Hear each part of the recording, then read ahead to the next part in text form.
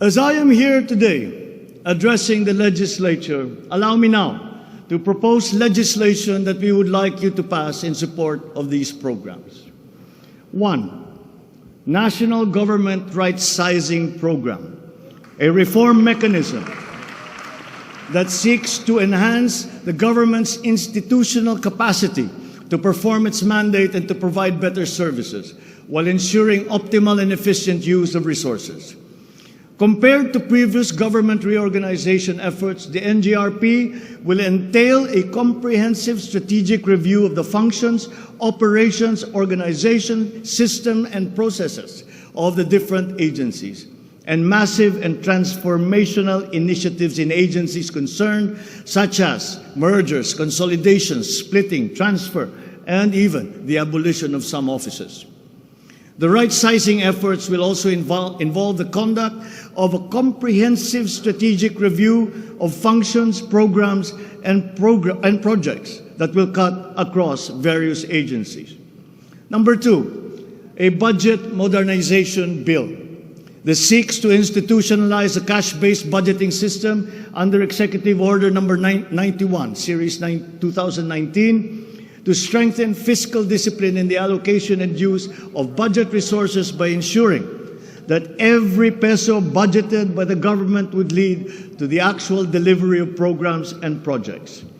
The full implementation of the CBS is timely and vital as the government executes response and recovery plans post-pandemic. Number 3, Tax Package 3 Valuation Reform Bill. This bill provides for the establishment of real property values and valuation standards across the country, and B, the development of real property information system that provides for the database of all real property transaction and declarations in the country. Number 4, Passive Income and Financial Intermediary Taxation Act. This seeks to reform the taxation of capital income and financial services by redesigning the financial sector taxation into simpler, fairer, more efficient, and a revenue-neutral tax system. It also represents to adopt a regionally competitive tax system. Number 5, E-Government Act, which provides for the establishment of the E-Government Master Plan, which shall cover all e-government services and processes.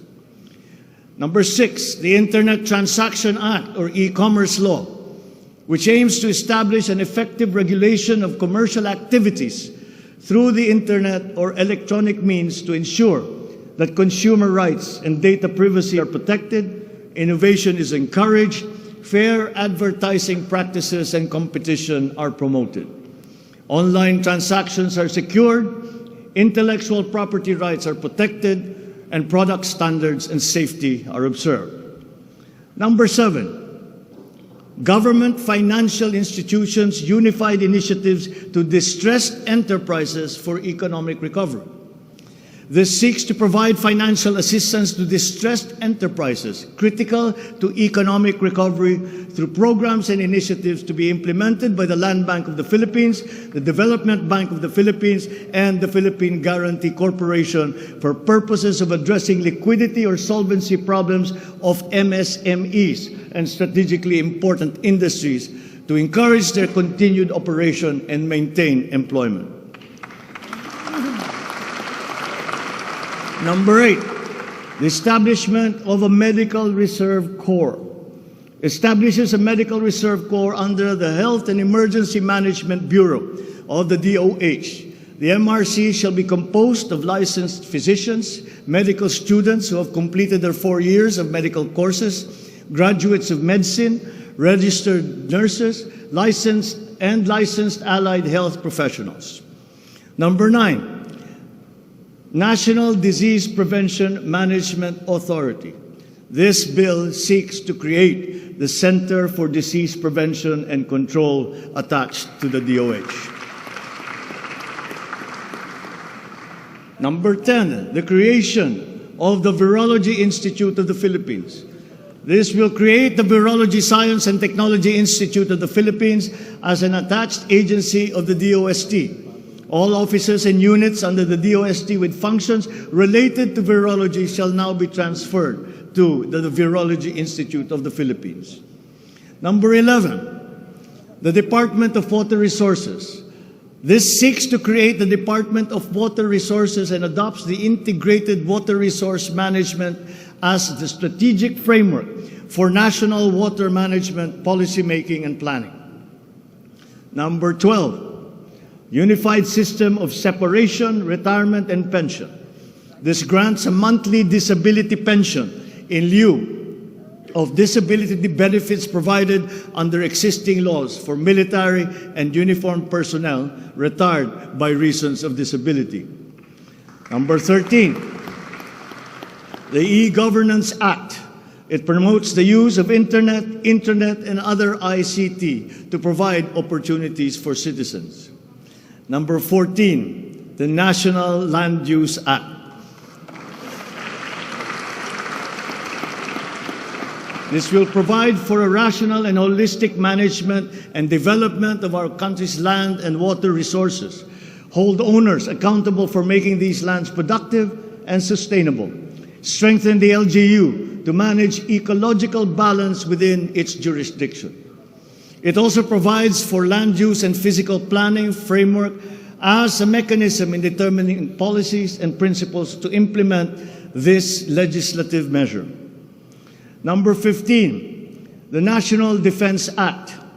This seeks to amend the antiquated National Defense Act of 1935 to provide for a change in the military structure of the Armed Forces of the Philippines that is more responsive to current and future non-conventional security threats to the country's territorial integrity and national sovereignty.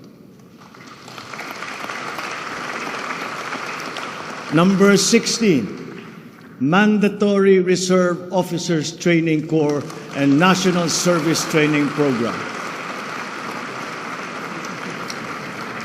This seeks to reinstitute the ROTC program as a mandatory component of senior high school programs, grades 11 and 12, in all public and private tertiary level educational institutions.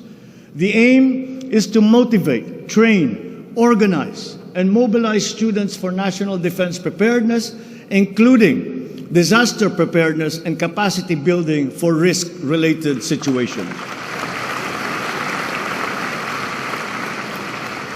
Number 17, enactment of an enabling law for the natural gas industry.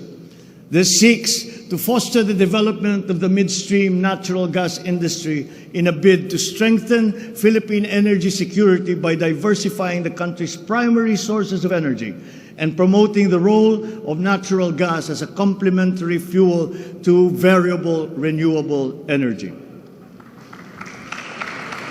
Number 18, amendments to the Electric Power Industry Reform Act, or EPIRA. This aims to improve the implementation of the law's provisions and enhance its effectiveness to address the high cost of electricity, alleged market collusion, and insufficient power supply. The bill seeks to restructure the Energy Regulation Commission to foster accountability and improve the Commission's government system that would ensure consumer protection and in enhancing competitive operation of the electricity market. Number 19, amendments to the Build, Operate, Transfer law. This seeks to improve the implementation of the public-private partnership program and to be able to direct the desired outputs and outcomes in line with the strategic development targets of the country. Specifically, the amendments seek to 1, address the ambiguities in the existing law. 2, address the bottlenecks and challenges affecting the implementation of the PPP program. And 3, foster a more competitive and enabling environment for PPPs. To my fellow Filipinos, ang aking mga minamahal na kababayan, batid ko na hindi madali ang ating pinagdaraanan sa nakaraang higit na 2 taon. Alam ko rin na ang bawat isa sa inyo ay ginagawa ang lahat ng inyong makakaya upang patuloy na harapin ang lahat na pagsubok sa kasalukuyan. I do not intend to diminish the risks and the challenges that we face in this turbulent time in global history. And yet, I see sunlight filtering through these dark clouds. We have assembled the best Filipino minds to help navigate us to this global crisis that we are now facing. We will endure. Let our Filipino spirit ever remain undimmed.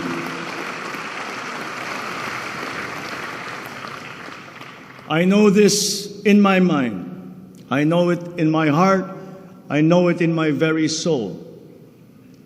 The state of the nation is sound. Thank you and good afternoon. Marami pong salamat sa inyong lahat.